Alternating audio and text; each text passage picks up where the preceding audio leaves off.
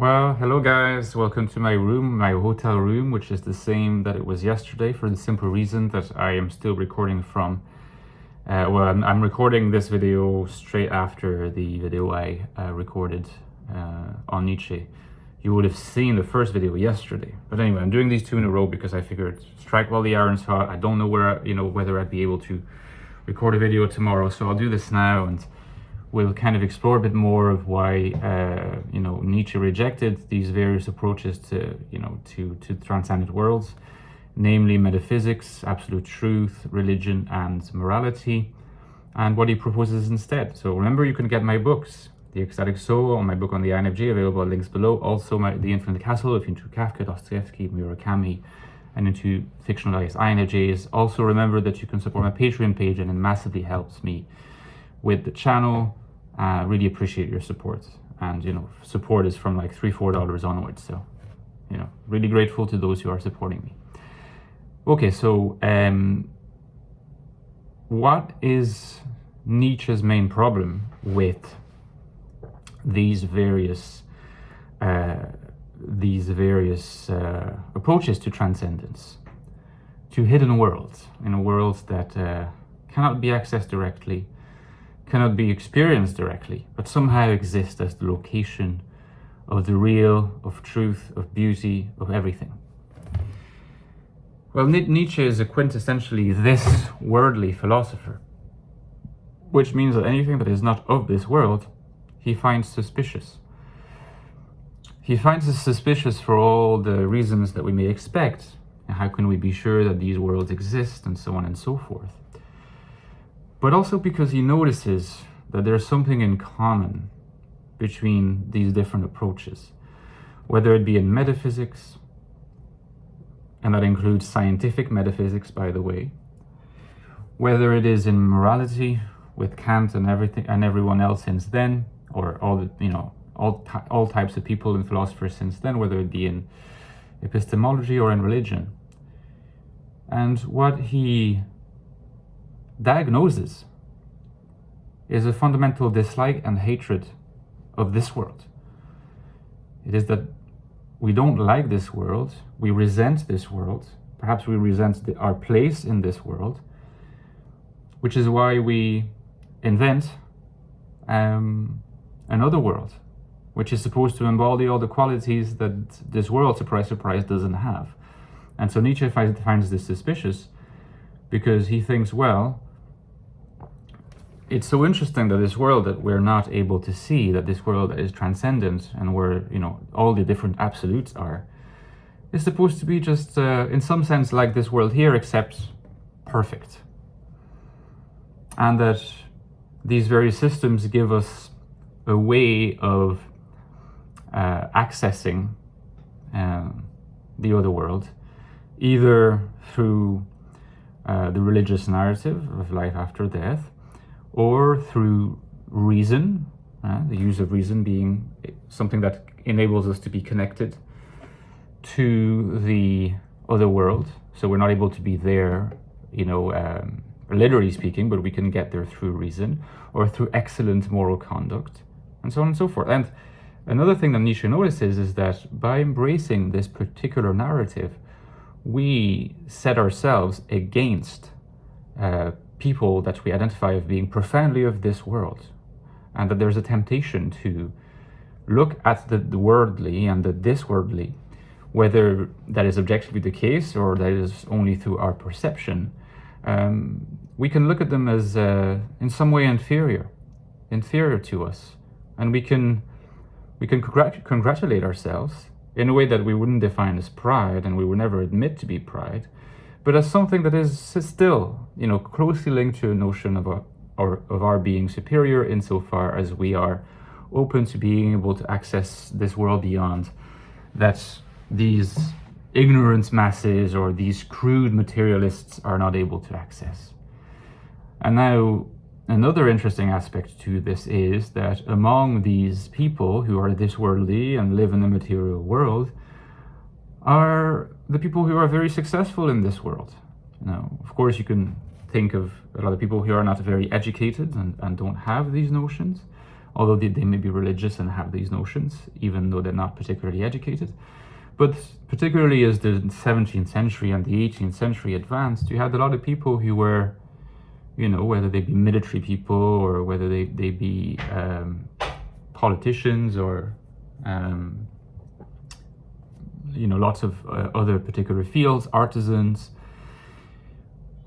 artists who were kind of happy with this world and doing excellently well in this world. And you could even perhaps argue that they were kind of flourishing in this world, flourishing ethically, right? In the sense that we explored last time, and in relation to which we mentioned Aristotle.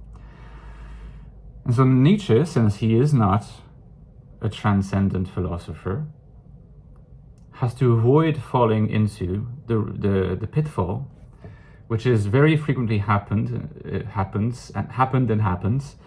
in philosophy and among philosophers, which is to provide a critique of the transcendent whilst keeping closely to one's heart some transcendent principle. In other words, demonstrating that it is absolutely true that the transcendent world doesn't exist.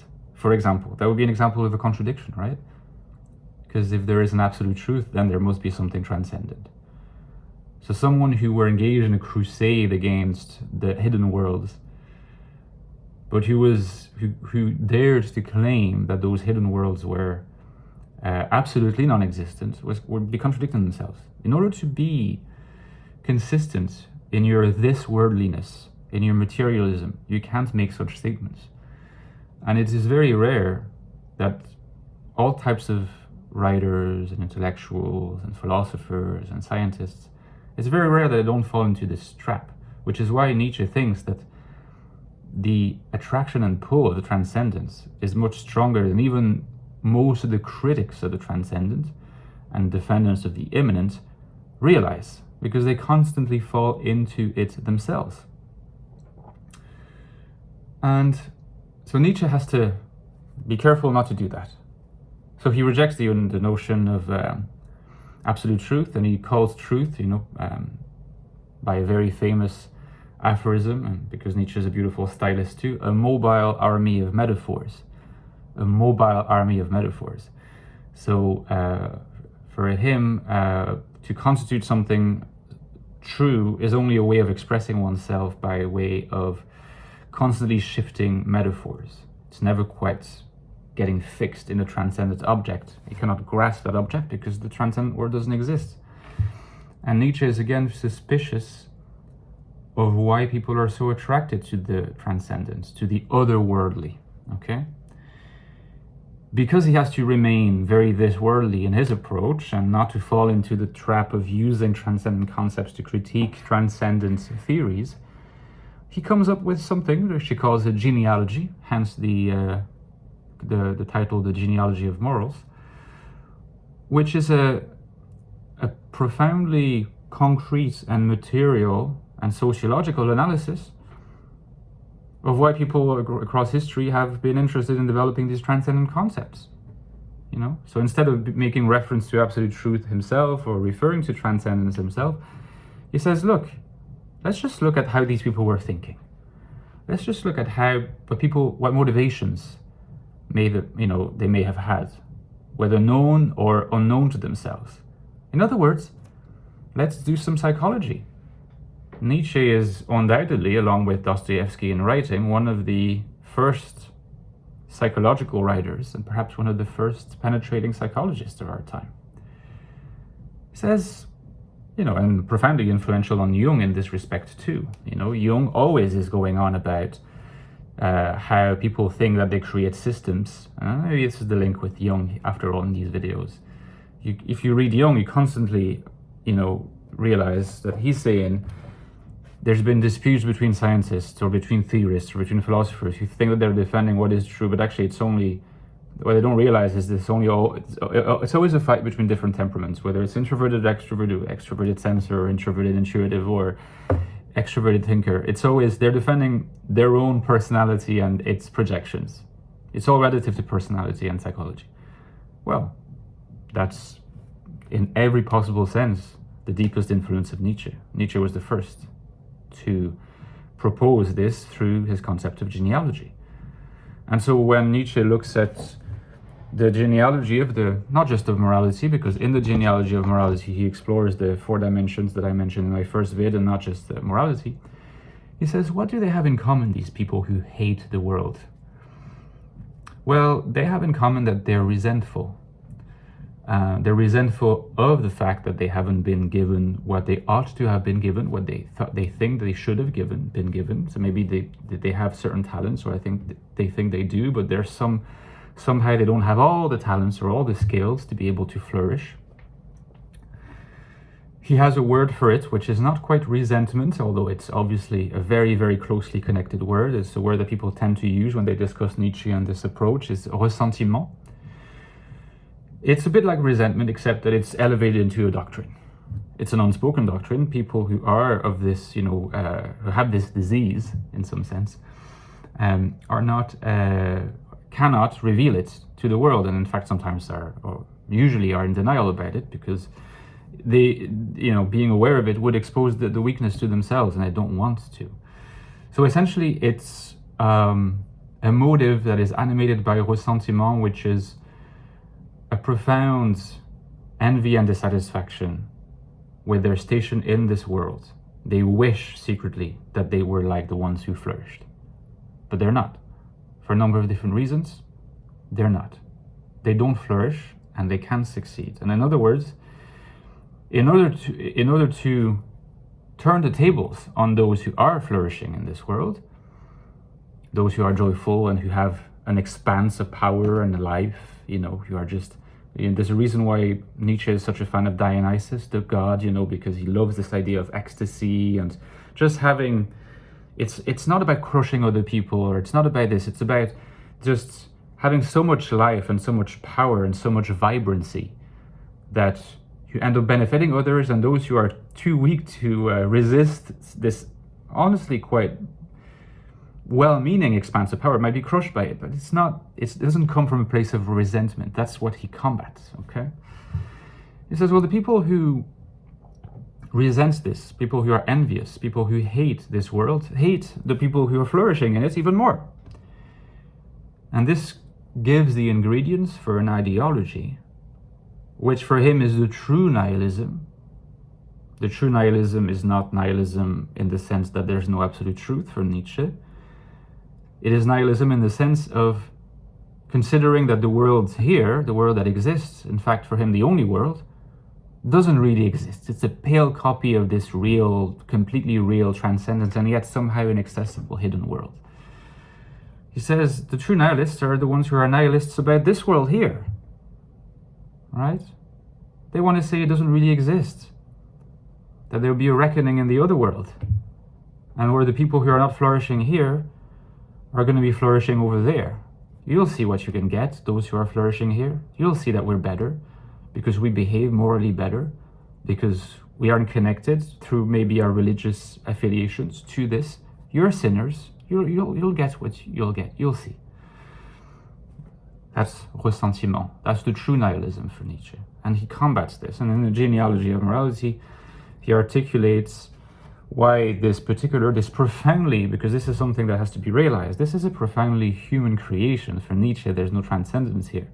So these people who have these systems where morality is given by God, or is given by wokeism, or is given by universal human rights, or is given by Kant, or I don't know what. These are all just profoundly human creations, after all. They're just a creation of people who devise systems for themselves that they know that they're going to be better disposed to doing well within, whereas those who are flourishing in this world are not disposed to do well within. And why? Because these systems, for example, in particular the system of morality, is a system that encourages everything except flourishing, everything except this bounteous and bountiful and enormous expanse of joy and power and ecstasy and everything. It promotes restriction of language in wokeism, in freedom of speech, in spontaneity. The fact that wokeism, I want to talk about wokeism a bit, because I know that the person, my friend, who has been criticizing Nietzsche to stimulate conversation, doesn't like wokeism very much. Wokeism is all about not allowing us to be spontaneous, allowing us to be unfettered. It's about restricting. It's about putting us in a cage in the name of something that's supposedly great. But it's the people who are disposed to following those norms that are made to be the best representative of those norms. In other words, the system that they've come up with suits them best. Now, that's exactly what Nietzsche says about Christianity. And we may agree or disagree. I think that it is true of certain forms of Christianity, not all forms personally, but if you look at certain forms of like militant Protestant Christianity, and after the Reformation and even up to this day, we still see a lot of that. The punitive, the obsession with sin. You see that in the extreme of the Westboro Baptist Church, right? GodHatesFags.com.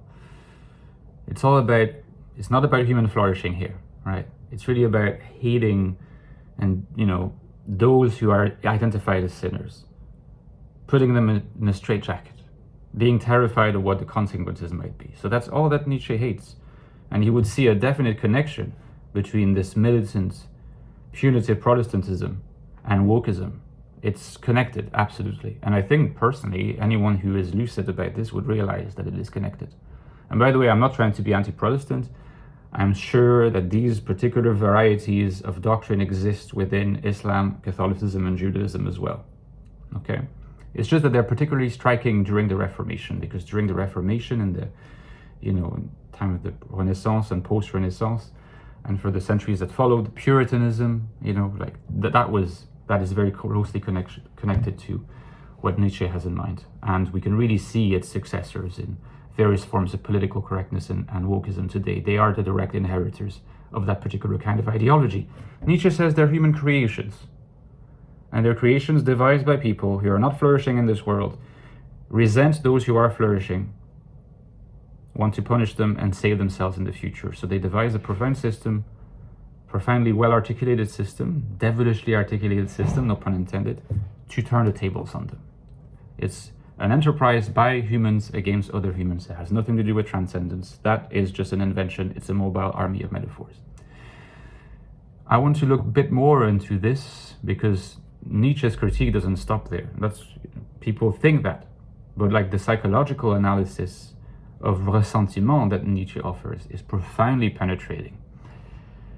And I want to go more into this, but as you can see, I'm already getting, close to the 18-minute mark, so there will have to be an episode 3 next weekend, Saturday.